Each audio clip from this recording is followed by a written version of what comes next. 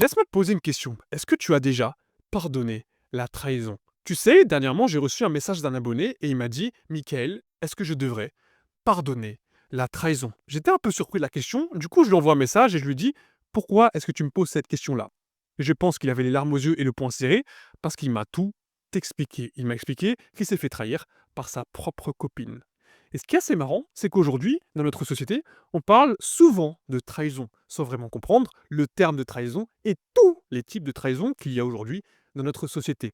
Car oui, je pense que dans notre société, il y a trois types de trahison. La trahison charnelle, la trahison spirituelle et la trahison mentale.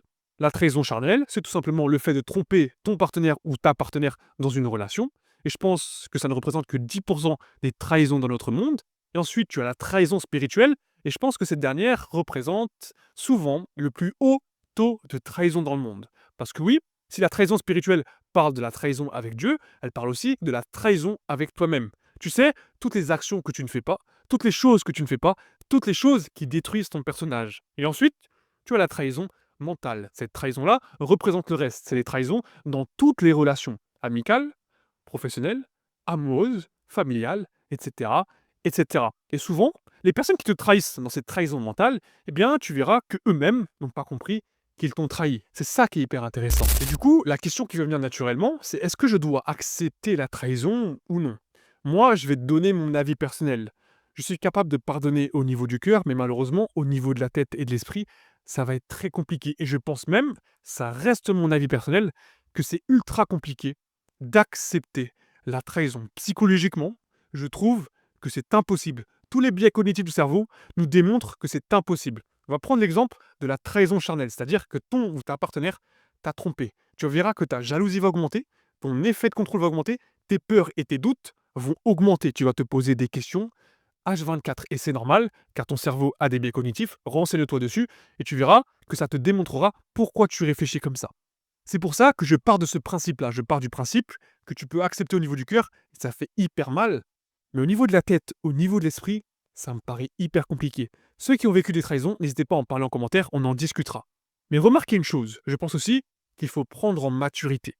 Ce que je veux dire par là, c'est que si tu acceptes la trahison au niveau du cœur, tu pardonnes au niveau du cœur, même si ta tête refuse, tu es capable de prendre en maturité. Ce que je veux dire par là, c'est que tu es capable de prendre tes distances avec cette personne-là.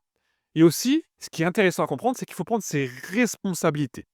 Lorsqu'il y a une trahison, et peu importe la trahison, tu as forcément des responsabilités sur le sujet et sur la trahison. Je sais, ça fait mal entendre, mais c'est la vérité. Aujourd'hui, je sais que tu as vécu une trahison, et ose me dire que tu n'as pas de responsabilité sur le sujet. C'est impossible, car toi-même, tu sais que tu as fait quelque chose, ou bien que tu as fait une action qui n'était pas possible que tu devais faire.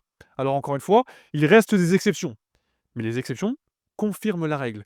Comprenez ce que je suis en train de vous dire. Et vous savez quoi? Je vais répondre à cet abonné, même si j'ai déjà répondu par message, et je pense que tu devrais écouter ce message-là. Si aujourd'hui tu t'es fait trahir par je ne sais qui, écoute-moi bien. N'accepte jamais la putain de trahison. Mais alors, jamais. Au grand jamais. Et je vous vois venir, vous allez me dire, mais Mickaël, il mérite peut-être une deuxième chance. La deuxième chance, une troisième chance, une quatrième chance, oui, pour une erreur. Ça, je veux bien. Mais alors une trahison, si tu acceptes la trahison, ose me dire droit dans les yeux qu'aujourd'hui, psychologiquement, tu as confiance en toi. Impossible. Ose me dire que tu as confiance en cette personne. Impossible. Ose me dire que tu n'as pas peur, que tu n'as pas de doute. Impossible. Psychologiquement, c'est totalement impossible. Au niveau du cerveau, tu vas te poser tellement de questions, tu vas avoir tellement de scénarios que c'est impossible. Pour les trahisons, c'est impossible. Pour les erreurs, là, c'est nuancé. Maintenant, je vais vous dire une autre chose. Et ce qui est assez marrant, c'est qu'aujourd'hui, si tu acceptes la trahison, tu acceptes la trahison une fois. Et ce qui est assez marrant, tu vas remarquer quelque chose. Cialdini l'a dit.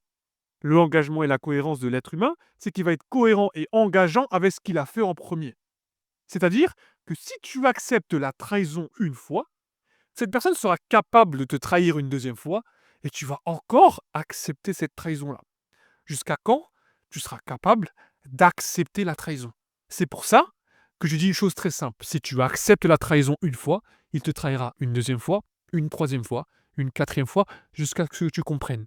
C'est pour ça que tu ne dois jamais, mais alors au grand jamais, accepter de la trahison pour qui que ce soit. L'erreur, je veux bien, mais la trahison, au grand jamais. Et ça, pour n'importe qui. Et je vais te dire une autre chose. Ce qui est assez marrant, et ceux qui font des études en psychologie pourront valider mes propos. Lorsque vous faites des études en psychologie, vous comprenez directement que l'être humain est un putain de connard.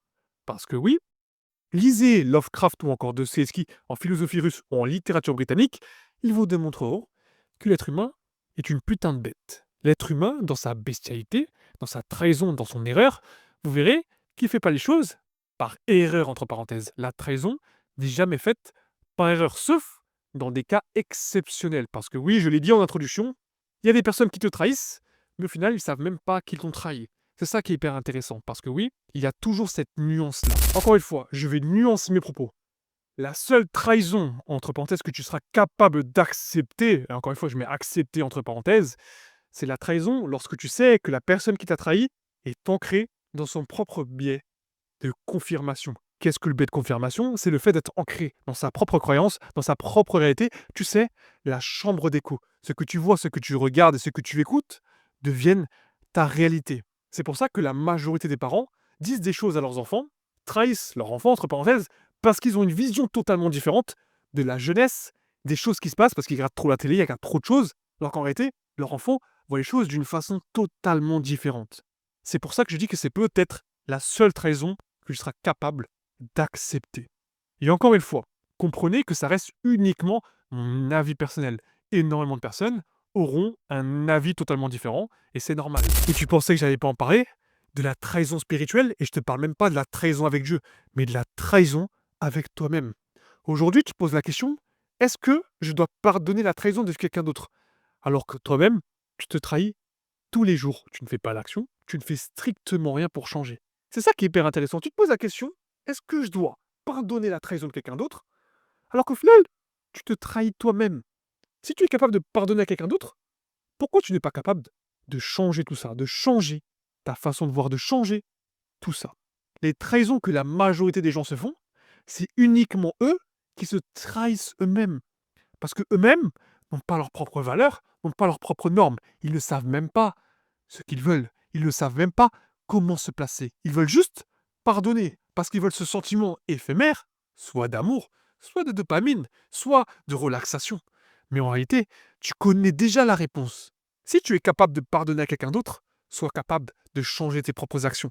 C'est pour ça que j'ai pris ce mindset-là de ne jamais pardonner la trahison. Si je pardonne la trahison, ça veut dire que je laisse la porte ouverte à n'importe qui sera capable de me trahir. Et je le dis haut et fort.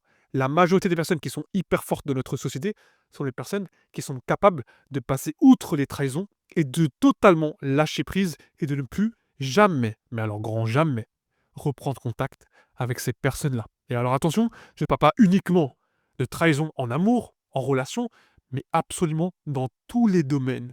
Et ça, il faut le comprendre. Merci d'avoir suivi cette vidéo jusqu'à sa fin. C'était Mickaël. Prenez soin de vous, marche avec confiance, marche avec vérité. On se retrouve pour la prochaine vidéo.